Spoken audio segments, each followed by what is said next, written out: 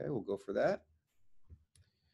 Looks like we are recording, so good afternoon to everybody.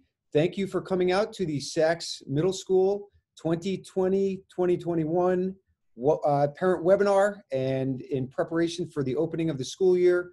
We appreciate you being here. Thank you to all of our panelists. My name is Dave Gussich, proud principal of Saxe Middle School. We hope that today's presentation will give you some guidance and an overview of what has been going on over the course of the summer, as well as what we are prepared to do to welcome back our entire learning community, most importantly, our students. So before we dive in, I'm going to go ahead and turn it over to the rest of the panel to introduce themselves, and then I'll get ready to share the screen and get into our slides, and we will wrap up with a question and answer session at the end. Throughout, we will have questions being answered throughout. Our panelists are going to be monitoring, and they will go ahead and respond to as many as possible in the chat. Otherwise, they're going to be monitoring that, and they'll be posing the questions that come in, and we'll answer as many as possible by the end of this webinar. So I'll go ahead and turn it over to the panelists. Hi, Saxe families. Steve Bedard, the assistant principal for the 8th grade. Looking forward to seeing all of your children in just a few short weeks.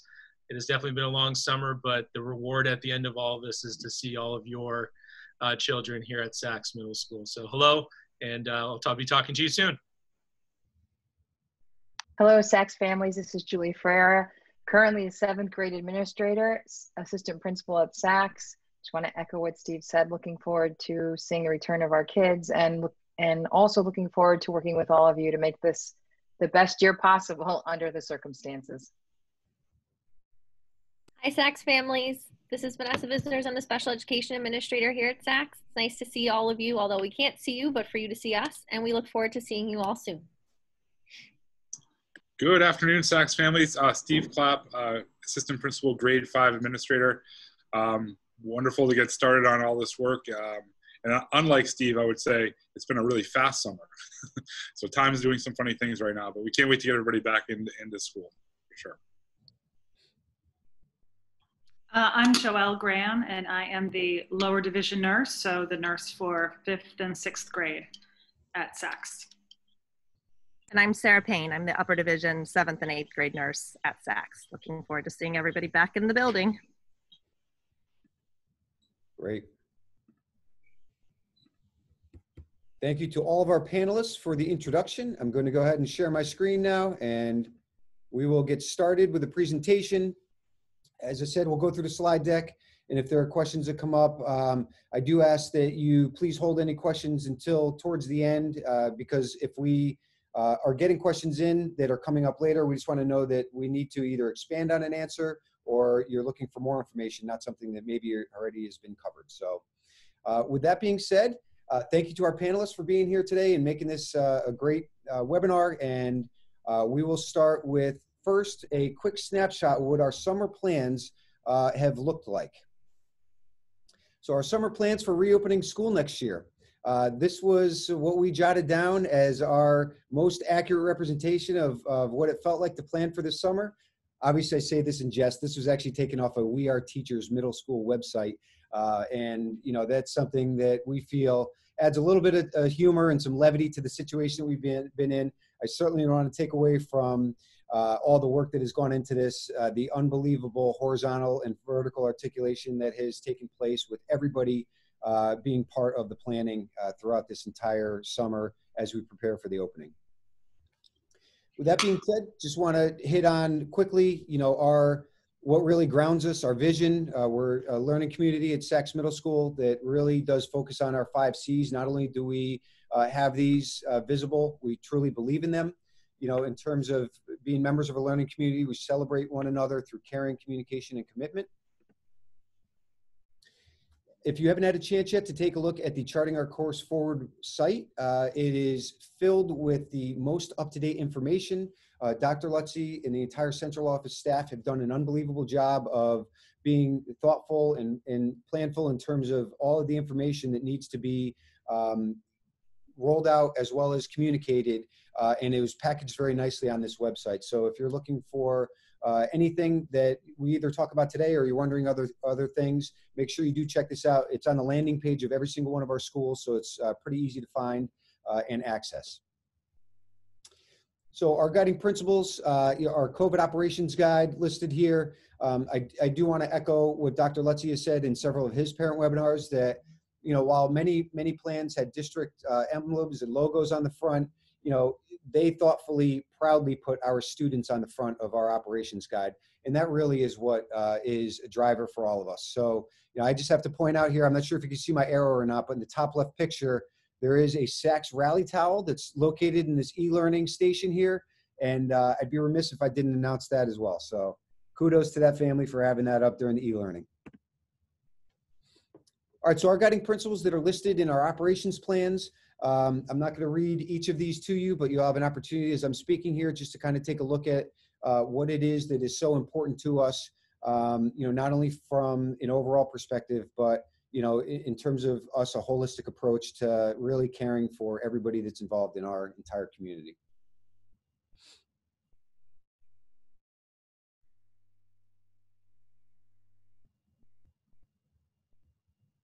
Okay.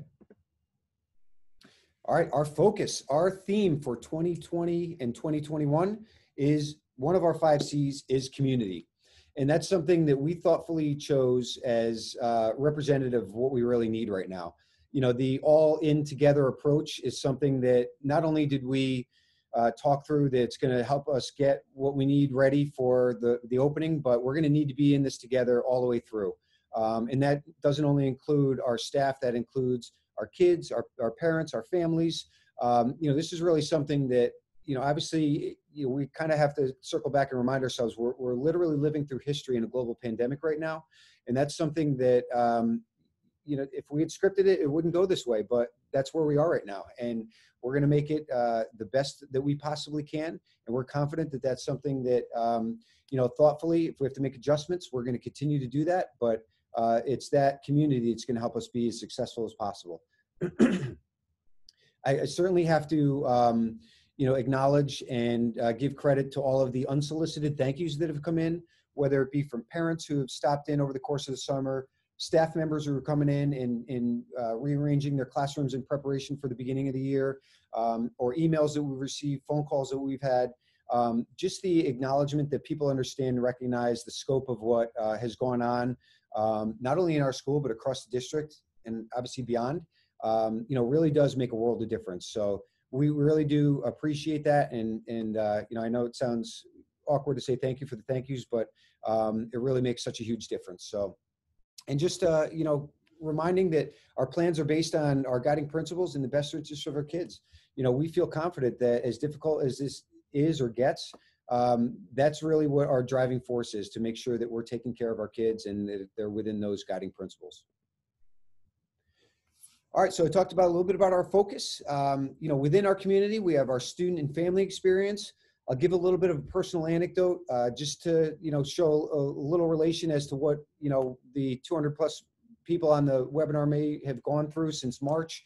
I happen to have 3 children who during the e-learning experience spanned all 3 levels. I had a freshman in high school, I had a 7th grader, and I had a 3rd grader. And it was completely different for each of them and us as parents. And our high schooler, being typical first child, she kind of took things, in stride and took care of business and did well. Where, it was pretty easygoing, kind of rolled with things. Our middle child, we love her. She is a wonderful little human being, but she struggled a little bit.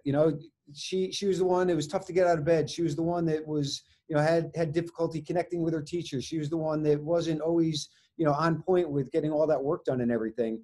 We came around, we ended up getting through the e-learning experience.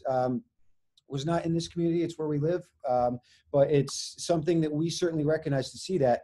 And our little guy, Nicholas, he was in 3rd grade and he kind of fell in between where, he did okay. Obviously needed a little bit more guidance here and there, but we get it. We understand that this is different for everybody. We know that, some people just had such an unbelievably positive experience, and everywhere in between the spectrum to the other end where it was really a challenge for people, whether it was for the student themselves, whether it was for the family, whether it was for, a group, an entire family kind of navigating the different schedules and those experiences within one household.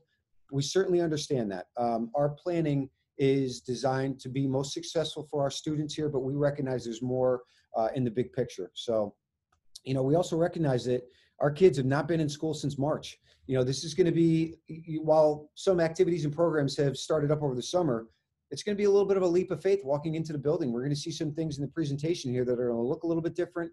And, that's something that we take into account, that we want this to feel a warm, nurturing, welcoming environment. And some of the safety protocols are going to be, strict, but we can do that in really a caring manner. So our staff experience, we take that into account as well. Same thing. Some people have really been in quarantine for since March, and based on their own personal needs and those they care for and love for the most, and them returning to school is going to take a sensitive approach from us as well. So everybody in our learning environment is really going through things differently, but our goal is to have everybody at 100% confidence when we open those doors on August 31st.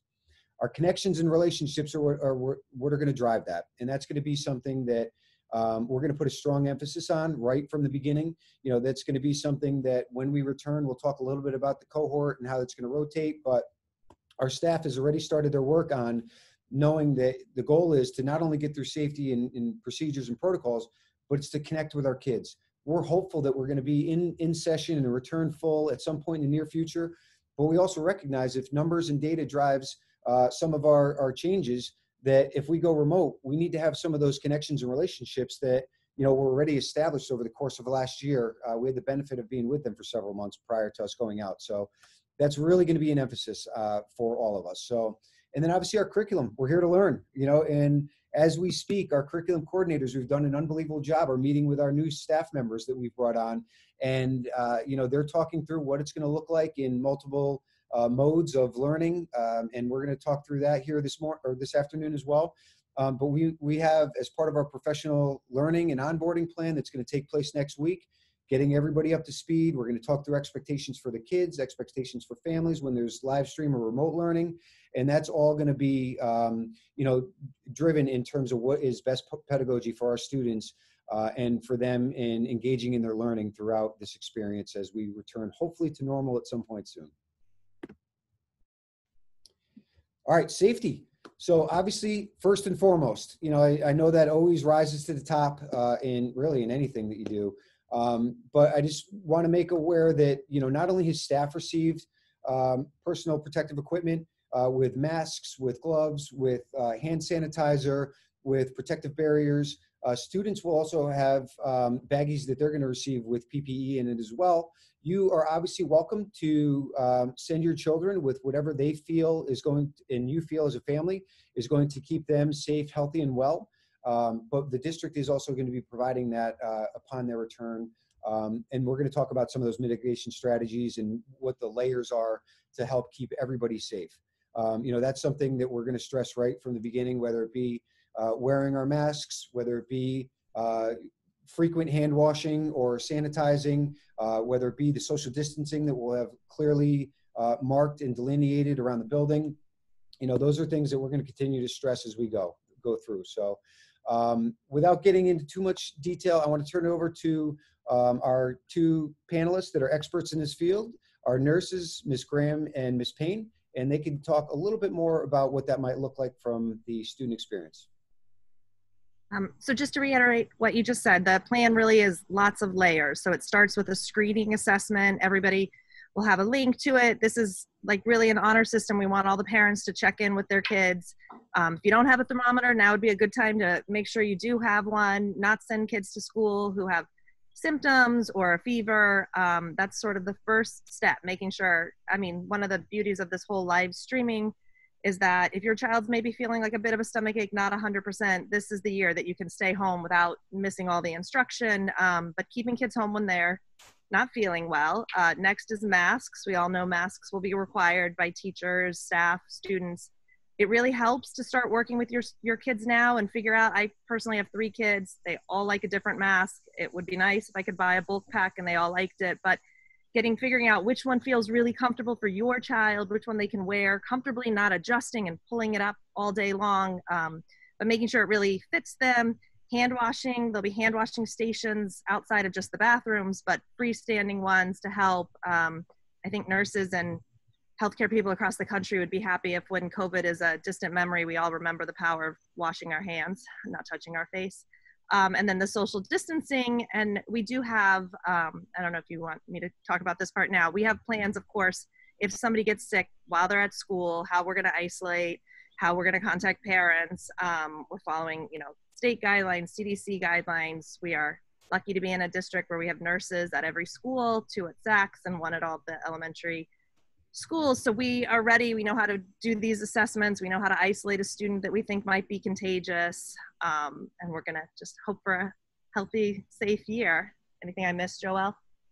I don't think so. No, I think you covered it all. I'll keep an eye on the Q&A for any kind of specific health-related questions too, and answer those as they come in. Great. Thank you both. Really appreciate that. I know I'm going to say this later on, but we're going to continue to communicate early and often and consistently. You're going to be receiving communications from us on a regular basis. And as you saw, you may have seen in the staff letter, we'll have our weekly, we'll update things through our social media. Our website will be regularly updated. So any communications will be highlighting any changes that take place or things that we feel are important to share that have come up with multiple questions maybe that come in that, we know that just like in a classroom, if some people have those questions, many others do as well. So that'll be part of our communication plan. Steve, can I just jump in really quick? Because I see it's already been asked and I know we knew it would be asked. So we know that there was a study that came out saying the gators weren't as effective. The Connecticut state epidemiologist who advises us doesn't feel that way. Any face covering as of right now, of course, things change when we get more information, but as of right now, any face covering that covers your nose and mouth except for a bandana, because we know those aren't effective the way they hang down, and any face mask that has that valve on there that you might see people, it's a great idea if you're painting a room and you don't want to breathe in fumes, but it doesn't work to prevent you breathing out germs. So I already see it's been asked a couple times. As of right now, gaiters are permitted. We also know that for a lot of kids, gaiters are really hard to keep up, and there's a lot of chewing on them and pulling them up and down. They may not really work for a long period of time, but they're not prevented as of right now. And the test, if you're not sure if your mask is thick enough, is you can have them put it on and try to blow out a candle. I mean, that the study that everybody refers to was done on a very thin see-through, if you held it up to the sunlight, you would see right through it, gaiter, and we don't want that for any masks. So I just wanted to jump in because we knew that the gaiter question would be asked. I get asked it everywhere I go. Great. Thank you for hitting that. I appreciate that. That's definitely helpful. All right, so what has remained? We're going to take a look at what's still in place here, and we're going to take a look at some of the things that are new and revised. But, again, this is going to be a safe, inviting, nurturing learning environment. As I said earlier, this stuff can be scary. It's not only scary for our kids, scary for our families, scary for our adults. We're going to continue to support each other. We're going to be here for each other. And I just want to reiterate, and again, that's why it gives me such peace of mind knowing like Joelle and Sarah and the entire nursing staff and everybody in central office who's worked so closely with the Department of Health. I truly feel confident that we're not going to be asked to do anything that is going to put anybody's health at risk. This is something that it's serious stuff, but I have 100% faith and confidence in the plans that have been put forward, the vetting process that's in place, and, and the options that are there for families that, can make the best decisions for their children and their families as well. So. All right, what's new or revised? Here we go. This is a picture from our new teacher induction just earlier this week. This is part of the crop of our new staff here at Saxe Middle School that we're very excited to welcome. Sorry to take a picture from the back. You will see their faces and see their bios coming up here soon. But I purposely chose this one because this is a snapshot of the new world that we are living in here. So this is something that not only did we have, sorry, that is a phone that never rings, and I'm guaranteeing that it's a solicitor that I don't even know how they got that office number. So I apologize. Everything else is off. But so in terms of the new world that we're all going to be living in here, this normally would take place in the Wagner room at the high school. Everybody would be, in the room and see the new faces and feel the excitement in the air. Not that there wasn't excitement here in the room, but this is the Zoom webinar that had everybody in from central office, all of the different schools, all the new staff from across the district. So not only are we going to be asking our students to live through this, we're living through this as adults as well as professionals. So, you know, we noticed some hiccups that we went through, and we worked through them. And you're going to see, you know, an important word that's coming up on a slide soon that, you know, I will wait to reveal that, but everybody, it's going to resonate. You know, this is something that we have to work through everything, you know, at a thoughtful approach, and, you know, just understand and appreciate that we're going to have some speed bumps here and there. But this is the new world we're living in right now, and we're making the best of it. So, but we're excited about all the things that took place over the summer that allowed us to get ready to go. And a big part of that is our new staff. All right, so what's new or revised? Our schedules in week 1 are going to be our XY cohort rotation. Again, this is listed on the website, Appendix F, that is on the Charting Our Course Forward. Just to clarify, there will be no live streaming during that first week. The goal and the intent is for us to welcome our students back and really focus on what needs to happen those first few days, and to be able to connect with those peers that they're going to be spending time with, and connect with their teachers as well. So that first day on August 31st is going to be our X cohort. And then on Tuesday the 1st is going to be our Y cohort. And then we'll rotate. So that first week, we're going to go XY, XY. And then that Friday will be a professional learning day. No students will be in. We're going to debrief everything and talk about what we learned over the course of the week. So when we're ready to go on Tuesday the 8th, following Labor Day, and that begins our XXYY rotation with our Wednesdays. I'll get into that in a moment. With live streaming at that point, we'll be as ready as we are able to be at that time to move forward. So that first week, again, is going to be half of our group in as the X cohort, A through K, on that first day, the other half, L through Z, on the second day. And then, so our kids are going to basically have 2 days of school that week, and our teachers will repeat that for the X and the Y rotation there. I know it could be a little bit confusing, so we could clarify if there are questions at the end. So beyond that, we're going to have, obviously, working around holidays and other calendar events that are going to be taking place. Mondays and Tuesdays are always going to be the X cohort. Thursdays and Fridays are always going to be the Y cohort. And then there's going to be a rotation on Wednesdays where it'll either be the X or the Y cohort. And with that, it'll be a half day. So our 7th and 8th graders will be in from 7:30 to 10:30. And our 5th and 6th graders will be in from 8:20 to 11:20. They will see all of their core teachers during that time. And we are also working on finalizing our schedule that will include a rotation of our special areas as well. That's an acknowledgement of the importance of really including everybody that's part of our learning community and providing that whole child experience for our kids.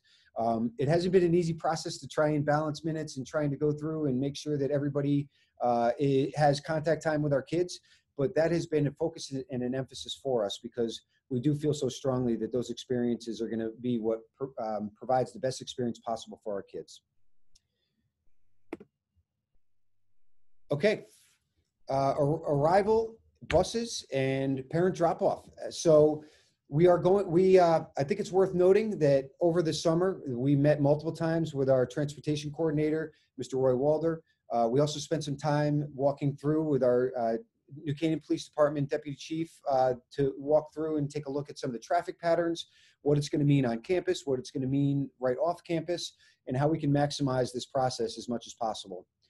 So buses will still continue to use the front route, front loop to drop off for both waves. We are going to have prescribed routes. So for example, when the 8th graders get off the bus, they're going to be directed to go into the new wing and right into the 8th grade area of the building, so they don't end up going all over the place. And this is going to go to the peer cohorting that we're going to speak to momentarily. 7th graders will go in through the main entrance, and they'll have a prescribed route to get to the 7th grade area of the building where their classes are. And same thing downstairs. When parents drop off, kids will come in, and we're going to have very clearly labeled, we're going to do it by color, by grade level, markings that will guide our students to where they need to be. We're going to have a lot of staff on hand to be able to answer any questions, and obviously we're going to take this slowly as we work into it.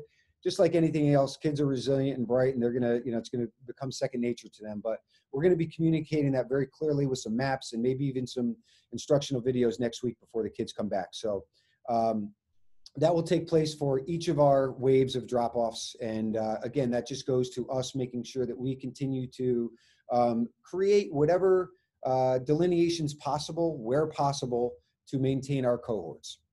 In terms of dismissal, it's going to be, oops, I went one slide too far ahead. Classroom or home base, where we're going to be able to separate at the end of the day, and we've built in our schedule to have additional minutes in arrival and additional minutes for departure. We condense some of our transitions, which we're going to hear about in a little bit, and that allows us to separate our walkers and riders to be able to dismiss them. And we're also going to do pickup. We're going to dismiss them a little bit separately, and then we'll dismiss buses, not necessarily in that order, but I just want you to know that there's going to be a thoughtful pattern that kids are going to be dismissed. So it's not just bell, everybody surge into the hall, and you know, there's a complete mix or petri dish of students going through the hallways at any given time. So all of those specifics and details will be shared with you by the end of next week prior to the arrival of our kids. Panelists, anything that I may have missed on that one? I'm trying to work through this efficiently, but I want to make sure I didn't hit on anything, miss anything. Dave, we just have a few questions regarding clarifying that half-day schedule, that it's a different time than it used to be in the past. Correct. It is not something that is going to be following like our half-day schedule. It was a throwback to a schedule that had been used in the past, and we're trying to be consistent across all of our buildings. So that professional learning that's going to take place after that, I don't know if I mentioned that, that 3-hour block was something that was determined is going to be the best schedule. So it's going to, and obviously buses and everything, any transportation is going to be reflective of that. So it's a 3-hour block for each of the schools. Dave, along that same line, there's a question as to whether that will continue. Should we go back in person full time? So just like everything else, thank you for posing that. We are going to be evaluating as we go, and adjustments and decisions will be made at any given time. You know, if we do go back full time, you know, there may be a transition period where that's phased out. Ultimately, our goal is to have everybody back in every day. I don't believe a date has been determined. I think that the calendar that's on the website goes through October, just as for planning. But again, our phase-in approach back to school for Saxe specifically, it's different by every level, is going to be towards the end of September for our lower division and beginning of October for upper division. So within that week, I think it carries through, the calendar carries through in one specific week. So there was also a question about walkers as well, Mr. Gossage. Okay, you know what, let's hold some of those. I want to make sure we get through all the slides, and maybe we can hit some of those on the chat, but I want to make sure we get through all this first so we don't get hung up on some of those details. Definitely not dodging it. I'll answer it at the end, and I'll make a mental note of that one too. Okay, transitions. So as I mentioned with the schedule, we have condensed that a little bit because kids are not going to have lockers right out of the gate. We're going to do a phased-in approach with that. That was a thoughtful decision on our part, where after taking a look at areas that we're able to minimize congregation and, you know, upon arrival, upon dismissal, and between classes, as well as speaking with colleagues around our area and around the state, specifically at the middle school level.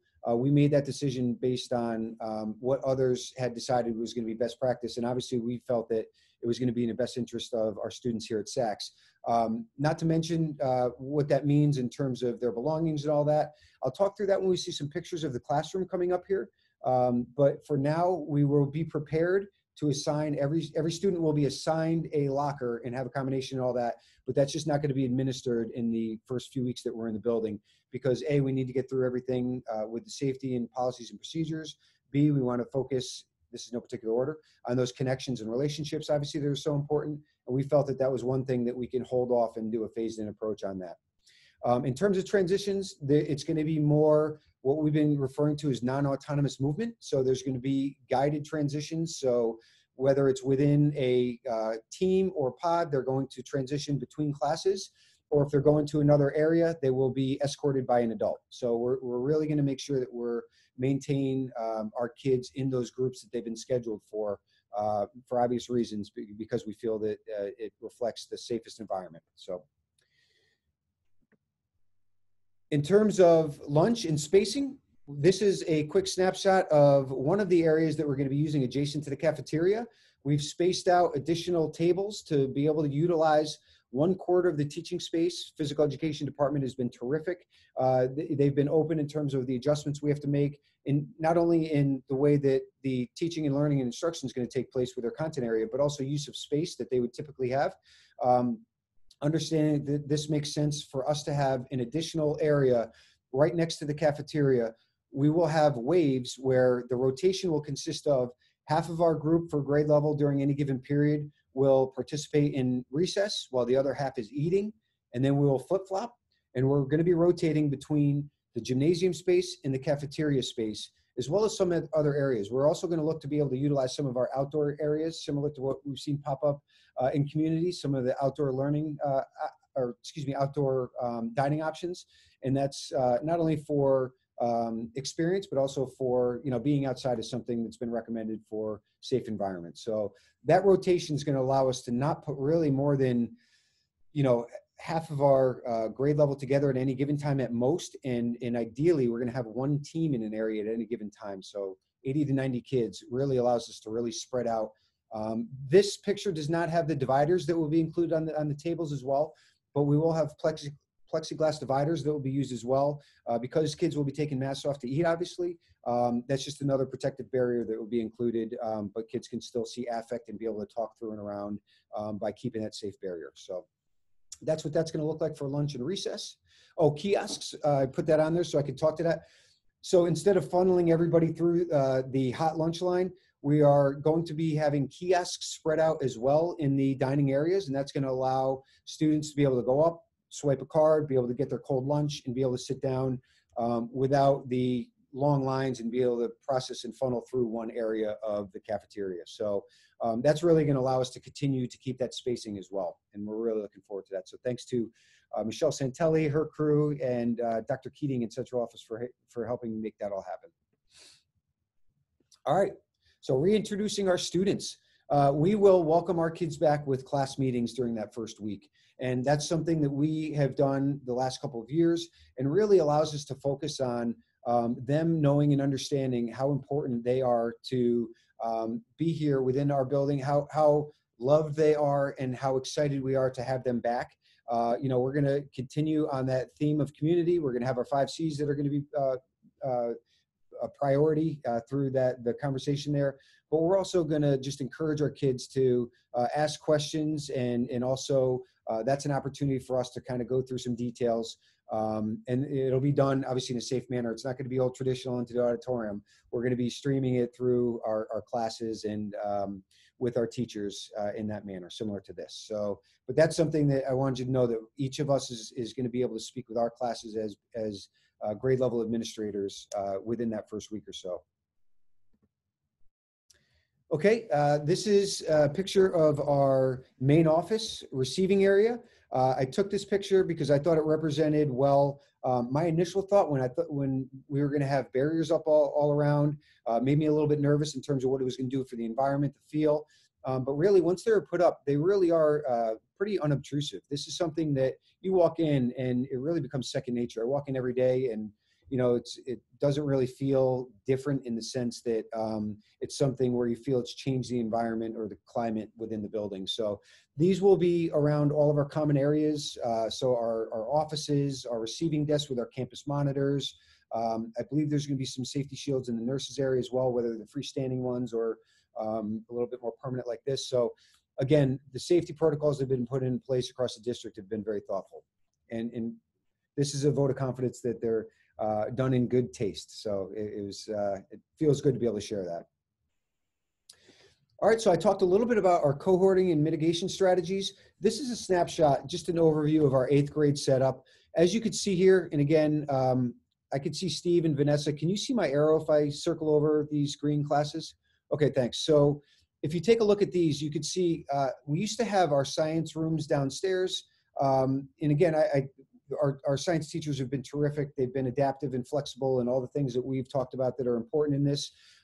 Instead of having kids go up and downstairs to transfer to science, we moved some classrooms around the entire building, to be honest. It was that delicate balance of what's going to be safest, but without displacing too many people and putting too much of a task on our custodians who are doing all the moving. They've been terrific.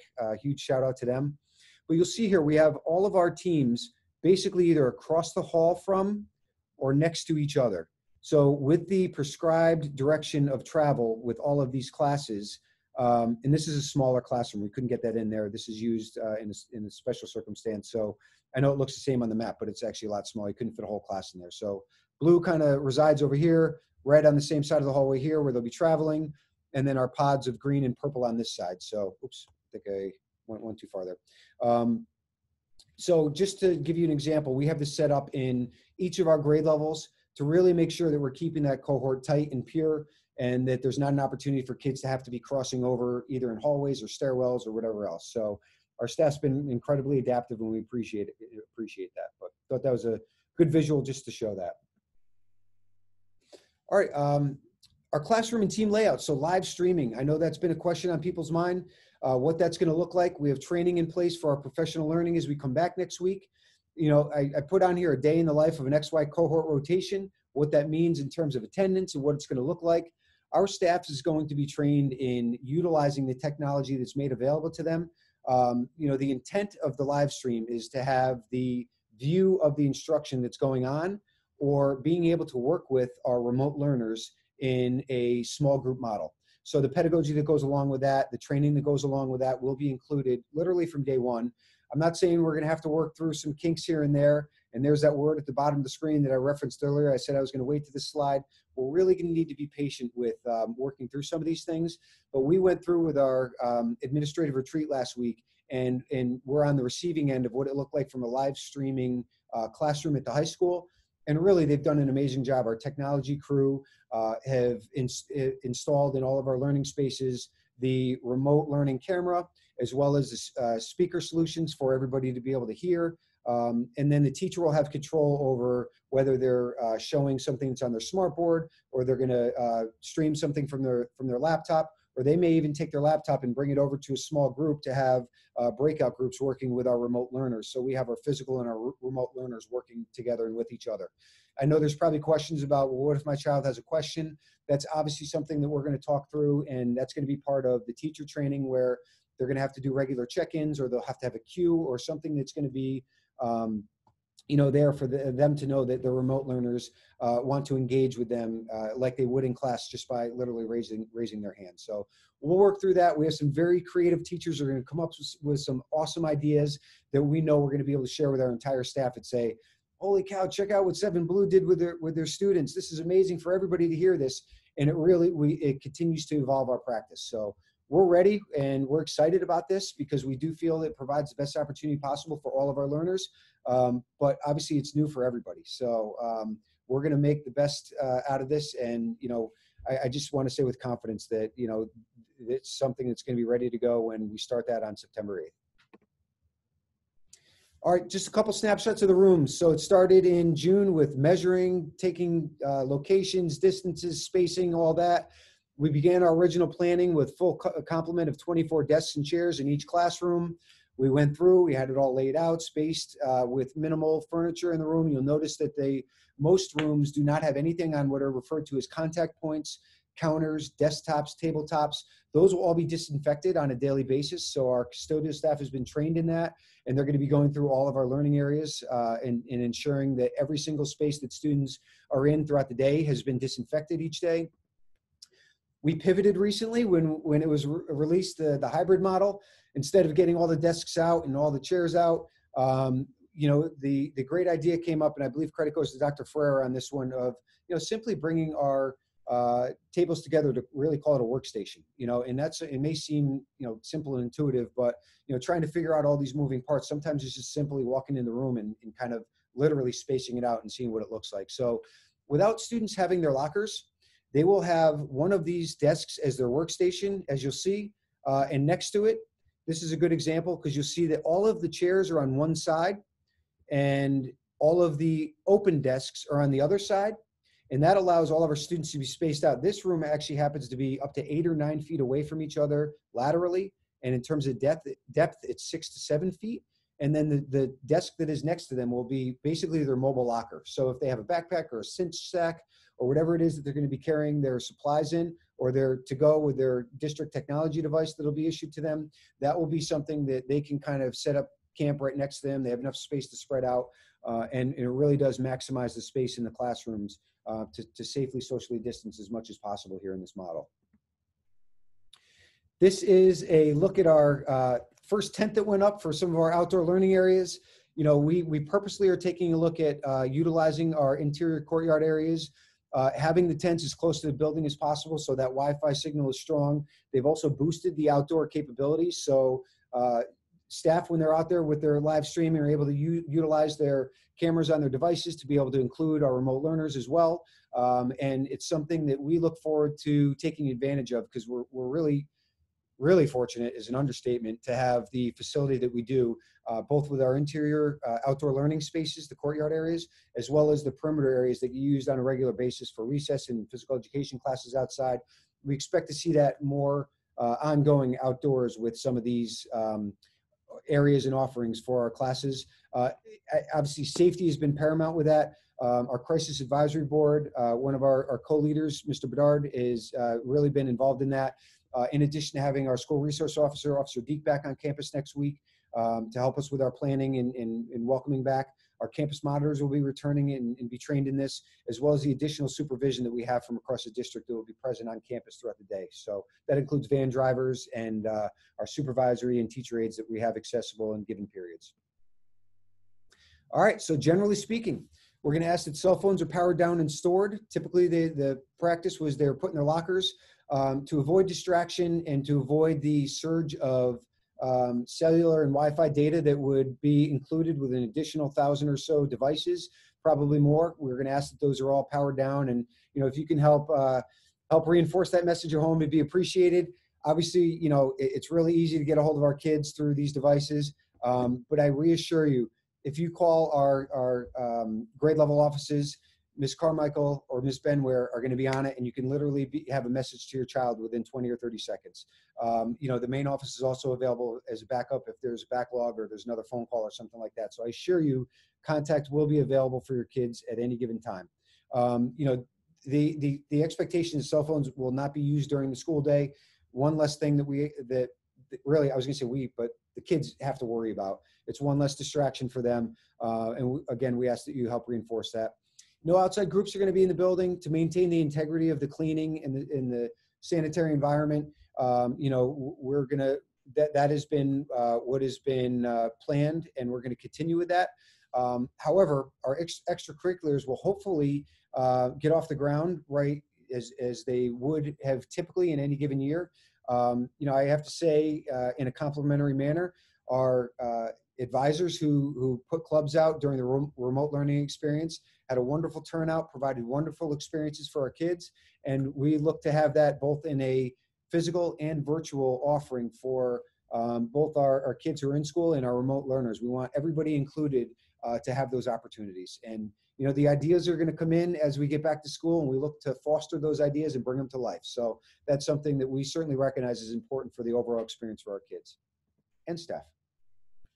So in closing, before we get to questions and answers, you know, we care obviously about our entire learning community. That is one of our C's. You know, and our focus is going to be on our entire Saxe family. I love these pictures. This is from opening day last year. I look forward to taking some more pictures, probably with a few less kids in it, on opening day this year. And, you know, when we do get back to some semblance of normalcy and get into a routine, you know, I have nothing but the highest confidence that our kids are going to have a wonderful experience. And in closing, you know, this slide, I'm not going to read it to you verbatim. I'm just going to kind of sum up what it means to us. But at the end of the day, we have to take care of basic fundamental human needs. And that's why our relationships and connections are so important. We know that that has to be taken care of before any learning is going to take place. So we want our kids to feel welcome. We want them to feel comfortable. We want them to feel safe. And that's going to be a focus and a priority for us throughout. Again, our first day of school is on the August 31st for that X cohort and September 1st for that Y cohort. Before I go to the next slide, which I believe it to be question and answer, I want to ask our panelists if I went through everything hopefully efficiently and not too quickly, but if there's anything that I might have glazed over, and then we'll get to the Q&A. So I'll open it up for you guys. Dave, I know this might be jumping the gun a little bit, but as I was trying to monitor the Q&A during your presentation, the question about devices came up numerous times about your kids responsible for their own since they can't be shared. Correct me if I'm wrong, but we are providing all of our students 5 through 8 their own individual devices. And for those students who are going to be full remote, we will set up dates and times for those to be picked up. Students who are participating in our hybrid, those will be distributed in their LA classes. Correct me if I'm wrong, the rest of the panelists, but I did just want to answer that question because it came up a number of times in the Q&A. Excellent job. I don't know if anybody wants to add to that, but that is correct. And the expectation is our students will use the district supplied technology. I know that some of them may have different devices they prefer at home. And obviously if they want to transition at home and use those, but when they're in school, just for simply because of what's going to be on them, supplied by the district, as well as for our teachers being able to navigate and be able to assist and not have to go through a bunch of different platforms or different devices. That's what is going to be expected. I would just add to there's going to be earbuds that'll be provided, like wireless earbuds and a carrying case and a cord. So it'll be a nice little package that'll all fit together in a carrying case as well. And we get it. We've all been there and opened up our laptop and said, 4% battery, what do I do? We'll have an opportunity to be able to plug in and charge. We do ask that they do come fully charged every day. So I'm sure I'll almost guarantee any middle school kid in the country does not leave the house without their phone charged in some capacity. We ask the same for their device for school as well. Mr. Gussich, there's a number of questions regarding music offerings and whether those will still be offered this year and what that will look like. I don't know if you want to take that or if you want me to. Yeah, I'll quickly. Okay. Dr. Ferrer, and then I'll turn it back to you to get into some of the nuts and bolts on it. But some updated guidance was just released from the state. And I know that our VPA director, Mr. Alan Sneath, has been really involved with taking a look at what the specific language in there allows us to be able to do. And that ties in with what Dr. Ferreira has to do from a scheduling standpoint, which is, a monumental task is an understatement on that. But taking into account what those choices are while maintaining, compliance with that guidance that was put out. We're going to be very careful to not mix our cohorts. We're going to be careful not to have different groups in a particular group or part of our building at any given time without the appropriate cycle of air that is recommended to go through between. So outdoors is certainly an option for us that we're exploring as well. So I don't want to get into all the nuts and bolts that I believe that is actually included in the Charting Our Course Forward updated. And if it's not on there yet, it will be because it is an official document. If you want to expand on that, Dr. Ferrer. So in short, if anyone is wondering, we are continuing to plan for those classes. Curricularly, they will look different, and those adjustments are currently being made, as Mr. Gussich said. But as of right now, our plans are to move forward with offerings while maintaining and within the guidelines. And they may look a little bit different as well, but there hasn't been a radical shift in terms of what the offerings will consist of. It's just going to be modifying and adjusting where necessary, but again, providing those all important experiences for our kids. Mr. Gussich, there was a number of questions about if a student is not feeling well and stays home, but continues to participate in class through the live stream. Are they to be called in on our attendance hotline? Great question. My understanding is, yep, go ahead. And you posed it perfectly, so thank you. I meant to expand on this a little bit earlier when I talked about attendance, so this is a great prompt. But, part of what Ms. Graham and Ms. Payne said earlier in terms of self-monitoring is if, normally we'd say we want our kids in school and, and I know that everybody on this panel is the hard workers. If you're not feeling well, I need to come to work. We need to encourage people, if you're not feeling well, to stay home. And having that live stream option is what allows us to be able to do that. So, really maintaining that self-monitoring on a daily basis. If our kids are not feeling well, but they feel that they can participate, utilizing that live streaming option. If they are so ill that they're not going to participate in any of them, same practice would occur where they would call the attendance office, call them out for the day. And, that it would be like they would typically be on any given sick day. So, that's what we're going to ask everybody to really reinforce and support. And, that's what's going to help, that's another mitigation strategy layer that's going to really help keep everybody as safe as possible. Dave?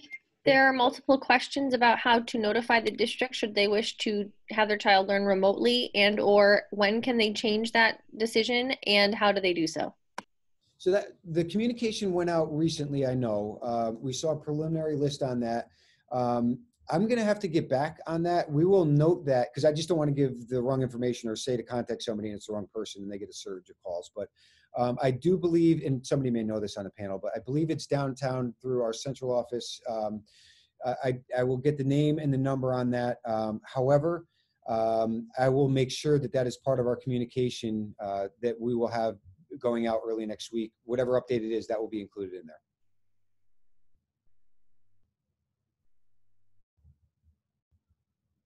Other questions that you guys are seeing? They're scanning. So if you see us pausing, these guys have done a tremendous job. That it is, it is a huge task to monitor the number of questions that come in and try and batch and categorize them. So we're hitting on them and getting to everybody's question who comes in as best we can within our time frame. And those that we're not able to, we'll follow up on. Go ahead, Joel. Right, Dave. I see a handful of questions about how will violators, like kids that maybe aren't wearing the masks properly, how are we going to enforce that? That is a great question, and simply just like we would any other classroom rule. So these expectations are going to be laid out very clearly from the beginning. We've asked our new teachers, and we will ask our other teachers as well, to invest our kids in the process of coming up with what classroom expectations are. Our kids are going to be the first to say that they want to stay safe. Our kids are going to be the first to want to help regulate and ensure that everybody is following these safety procedures and protocols. Now, I don't want to sound out of touch. I get it. We're in a school with 1,350 middle schoolers. I get kids are going to, be sitting here like this and, waving their mask around. It's like I said, like any other classroom behavior, the student will be prompted to follow the safety rules. If they don't, we're obviously going to follow up with that. The teacher will continue to communicate with the student, with the parent, with the counselor, with us as grade level administrators, and we're all going to help support and make sure that all of the safety protocols are followed in a caring way. I don't think it's worth overstating that. Dave, I'm trying to go through, and that's why every time a question comes in, they kind of sort. Yep. So I'm trying to go through. There were a couple of questions about the remote learners, why they may not be participating in that first week. It's my understanding because we're going to be going over policies and procedures on how to stay safe within the building. That's why they're not participating that first week. And if so, is there going to be a time for those remote learners? I think we're all kind of working to find some time. So for those learners who are going full remote, to meet their teachers, before that start date. So I think that answers those two questions. Dave, if you want to jump in and add anything to that, please do. Sure, that's a great question. I'm glad that it was brought up. And yes, I mean, our remote learners are equally as important to the rest of our learners who are in the building. And, those relationships and connections are just as important. So utilizing our classroom platform, Google Classroom, and other communication tools that are going to be going back and forth, our teachers are going to treat our remote learners like they're in class. But yes, that was 100% spot on, that the building policies and procedures that will be covered during that first week, are what was driving the decision in terms of not having the live stream part of that first week. Dr. Clapp, there are multiple questions here regarding 5th grade. I'm not sure if you can see them. I'm monitoring the chat area actually right now. So okay. So one of them is about, is there a tentative meet and greet next week for 5th grade? We're still in the planning phases of that. We want to be consistent with what the elementary schools are doing.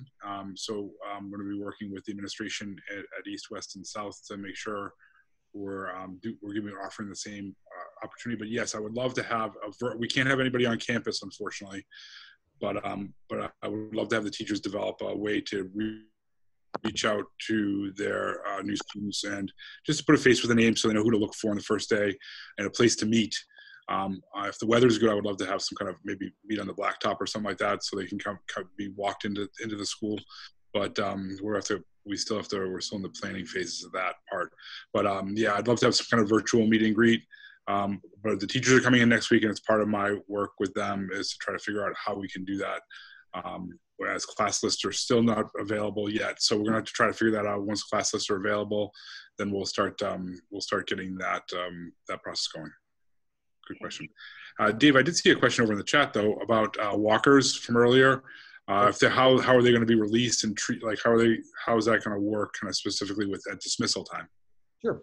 So again, part of the phased out approach or phased in on a daily basis approach to dismissal will be our walkers and riders will be the ones who will guide to a particular exit based on where they are. And just like they would on any given day when they are dismissed from school, they're free to go. And we're going to continue to reinforce the importance of safety measures, but knowing that they're outside, I'm sure first thing that's going to happen, they're going to take their mask off and, you know, they're going to leave campus like they would on a regular basis. There's been a couple of questions, Dave, about the schedule for those students who are working remotely or who are home as part of the hybrid system. We do want students following, we need them to follow their normal schedule if live streaming is going to work. We're going to be doing some professional development, and we already have been, so teachers can use the live streaming in order to, you know, increase participation and engagement of those students who are home while also engaging the students that are live in front of them. So we do need everybody to be following their schedule. That way the live streaming works to its fullest potential. Dave, there are also several questions regarding when classes will come out, when those schedules will come out, when teams will come out. And we know that that's the $1 million question. And the reason that they have not yet come out is because we are doing everything that's within our power and within reason to be as careful in keeping the cohort separate as we possibly can. So within the next week, the 27th is the day that it's officially, the portal is officially scheduled to be open. In the meantime, we are doing everything that we can to finalize and check and recheck all of those schedules and account for the changes that we're making this year with the separation of the teams, which are our cohorts at the middle school. Our cohorts are our teams, so we are doing everything possible and trying to anticipate all of the places where they would typically interact with one another. So within the next week, we will be finalizing those. There was also a question around the end times for schedules regarding the X days and for the X cohort and the Y cohort and the modified schedule for Wednesdays. And yes, all of that will be posted. It will also be communicated to parents within the next week or so. Within the next week, I would say. I keep forgetting we're getting very close to the 31st. That was a little bit of denial coming out, but within the next week. And same thing, just to reiterate, and thank you, Doctor, for going through that question, because it is an important one. But all the other logistics that we spoke about on here will also be communicated in writing. We will be putting that out there. We will include, maps where possible, similar to what we did in the spring with the parades, the end of year parades, which were a blast. But we will literally have an overview of our facility with arrows in terms of where people are going. We're going to make that as clear as possible for people, so they're not wondering how to navigate when they're going to be reporting here. So, I know some of those questions have come up. We are going to continue to monitor. We'll capture this entire chat and make sure that these are addressed in our communications that are going to be coming up. We just rounded our 1 hour time here, so I do want to be respectful of everybody's time here. Panelists, is there anything else in terms of any themes that came up that you felt we needed to hit now prior to us planning for our communications coming up? A theme that came up, Dave, is parents whose children are learning remotely are wondering if there's an opportunity or a separate opportunity for them to meet their child's teachers. So that's something that we could take a look at in terms of our teachers do have office hours, and that's something that can possibly be done remotely. We're not planning on having people come into the building at any prescribed times at this time. I'm not saying that won't change, but clearly they will be able to set up a time to meet with their teacher and be able to chat with them, talk a little bit about learning styles or questions or anything else. So good question, and I'm glad we were able to answer that.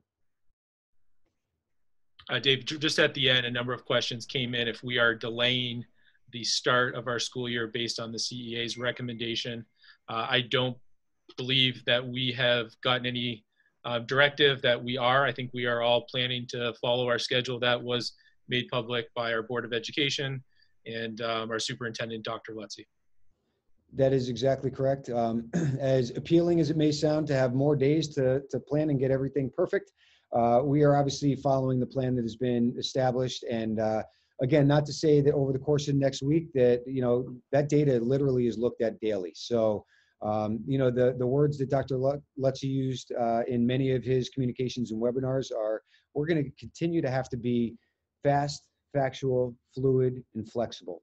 And that means that, you know, if these numbers come in and we're going to have to adjust our model, then we're going to be able to do that in a very quick manner, very safe manner. And, you know, we have all the stopgaps in place to be able to pivot and adjust how we operate based on that. So as of this time, we're still planning on following that timeline that's been communicated. And if anything changes, obviously, that will be communicated regularly.